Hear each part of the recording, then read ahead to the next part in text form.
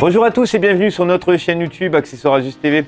Aujourd'hui, je vais vous présenter donc pour faire suite de la vidéo précédente de démontage.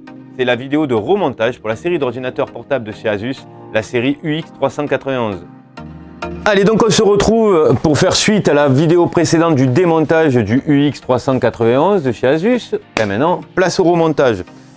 Donc maintenant, on va commencer par remonter donc la dernière pièce que nous avions démontée, qui était le touchpad, qui va être une des pièces bien sûr facile à remonter. Je l'incline légèrement, je viens à faire glisser, je le positionne et je viens y remettre ces 4 vis.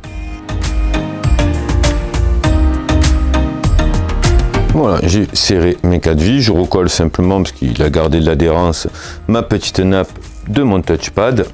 Je vais venir maintenant positionner donc ma carte mère, puisque c'est l'avant-dernière chose que j'ai retirée. Je ne vous avais pas fait l'aparté lors du démontage au niveau du thermal module, je vais vous le faire lors du remontage. Ça sera pareil, puisque dans tous les cas, si vous avez démonté, il faudra le remonter.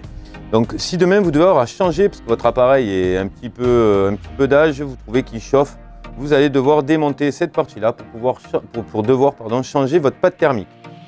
En premier lieu, on va démonter les 4 vis ici. On va retirer la partie passive du refroidisseur. On va nettoyer alcool 90 de préférence, pas d'acétone, pas de solvant trop agressif. Vous risqueriez d'abîmer vos composants.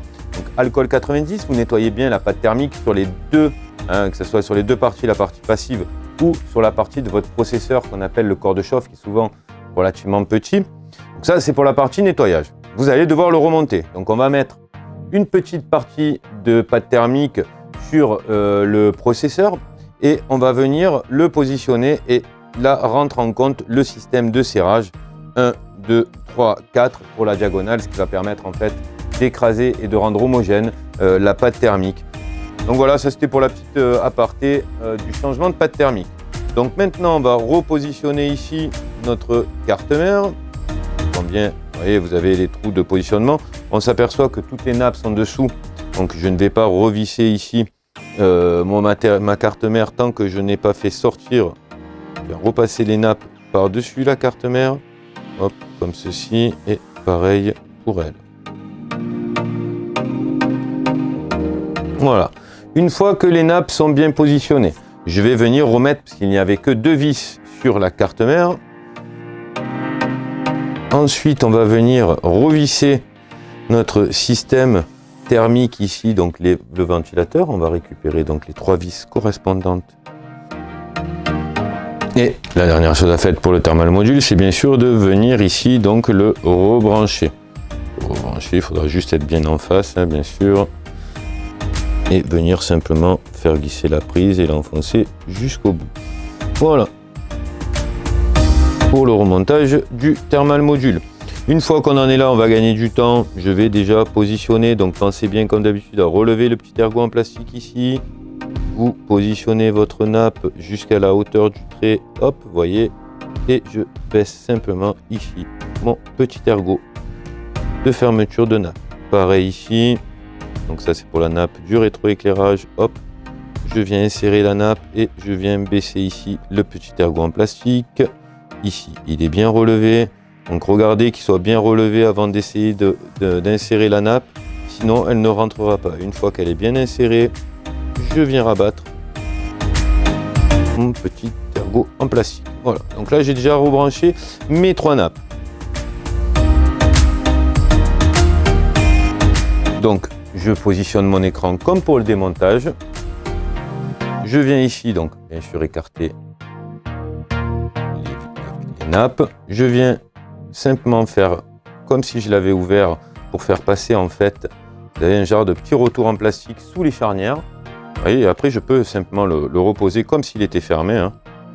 Et à aucun moment vous devez forcer. Si vous forcez, c'est qu'il y a quelque chose qui se passe mal. Je viens de le repositionner. Je baisse simplement mes charnières, et je ne force pas. Je veux juste qu'elles soient bien en face.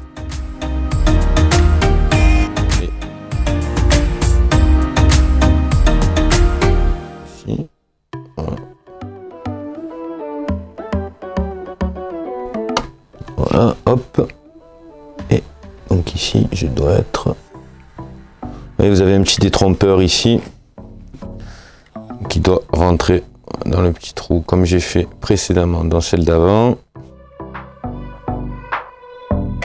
Voilà. J'ai positionné ici mes charnières. Je peux juste me débarrasser pour pas qu'elle me gêne de brancher simplement cette nappe là. Je vais venir ici remettre ceci comme cela. Bien sûr, on va respecter ce qu'a fait le fabricant et repositionner les caches charnières avant de venir remettre les vis des charnières. Non, hop, je récupère la visserie des charnières.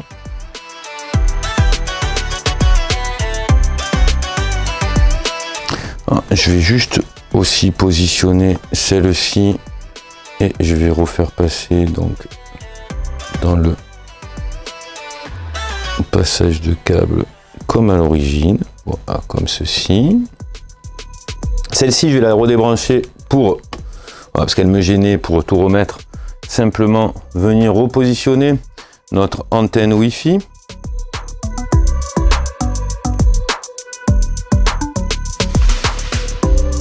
Et comme elle le passait par-dessus, j'aime bien respecter la disposition du fabricant.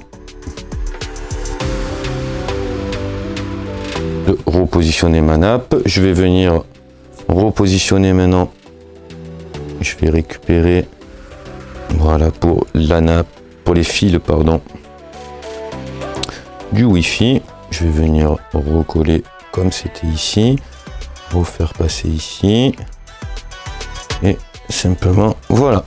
Et je vais venir repositionner bien sûr les plots Wi-Fi. Alors, une fois qu'on est bien en face, voilà, on appuie dessus.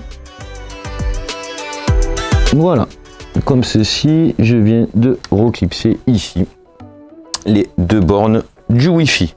Je vais venir pouvoir remettre mon système de haut-parleurs, mes speakers. Donc rappelez-vous que sur ce modèle là, il y a une vis par haut-parleur et que le câble vient se positionner ici.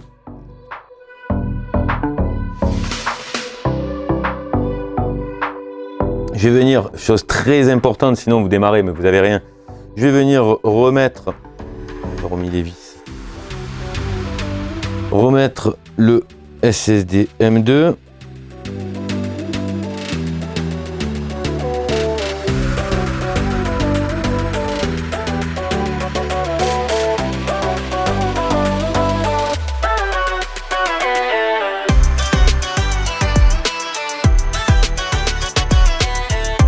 Ensuite, on va continuer.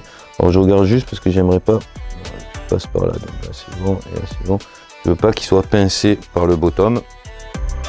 Il me reste plus qu'une seule chose à remonter, qui est la batterie. Ouais, on va rebrancher ça. Toujours faire un petit tour, c'est ce que j'allais vous dire avant de le remonter pour la fermeture définitive. On fait un petit tour, on regarde que tout est bien en place. Ici, que ok, ça s'ouvre correctement. J'ai pas de force de retenue. On est impeccable. Je vais pouvoir venir positionner. Je vous rappelle que pour la retirer, vous avez des petits bouts de plastique qui rentrent ici et là. Il faudra la rentrer légèrement inclinée et la faire reculer. Je vais venir positionner les vis de la batterie.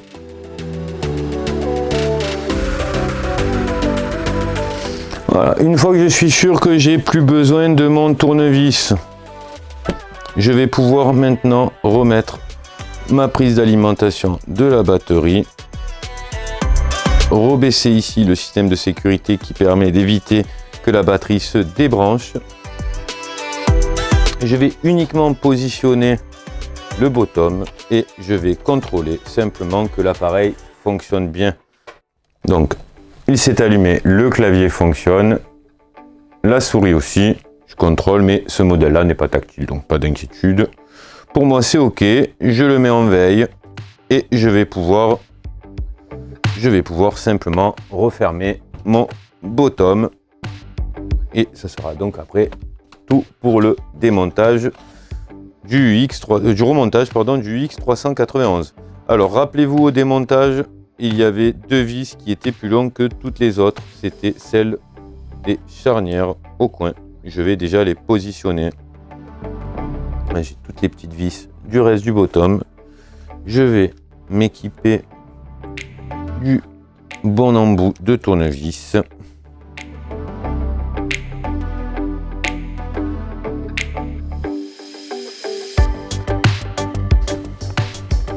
Et voilà pour le remontage de la série de chez Asus UX 391. Voilà, merci d'avoir suivi cette vidéo. Comme d'habitude, si ça vous a plu, si ça vous a été utile ou rien de tout ça, n'hésitez pas, le pouce bleu, n'hésitez pas à me poser des questions, j'y répondrai avec grand plaisir. Et je vous dis à très bientôt pour de nouveaux démontages.